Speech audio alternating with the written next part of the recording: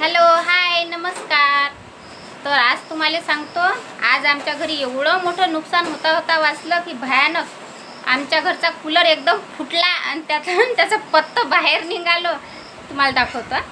आयुषच्या पप्पानं आत्ताच काढला ते कूलरचं तोंड होतं, त्याचे ते नट बिट काढले आणि हे पाय हे पत्तं काढलं. याले 4 पत्ते होते, 3च पत्ते राहिले, कारण की एक पत्तं हे पाय हे इकडे पडेल आहे.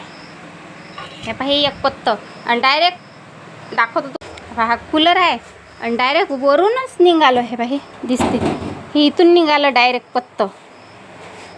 इतकं खटखट आणि आम्हाला काय वाटलं, रोज याच्या खाली मांजर येऊन बसत असते. आम्हाला वाटलं बाप्पा आता गेली मांजर, खल्लास झाली म्हटलं आता आमच्याच्यानं.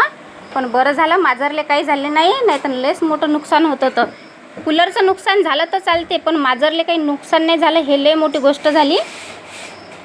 मांजर रोज या कूलरच्या खाली जाऊन बसते. आम्हाला असं वाटलं की बस आता मांजर खलासच झाली. पण खरोखर सांगा, कमेंट करून सांगा, कूलरचं नुकसान झालं याचं दुःख मानाव की मांजर वाचली याचं आनंद मानाव, नक्की कमेंट करून सांगा. व्हिडिओ आवडल्यास लाईक करा, कमेंट करायला विसरू नका. पण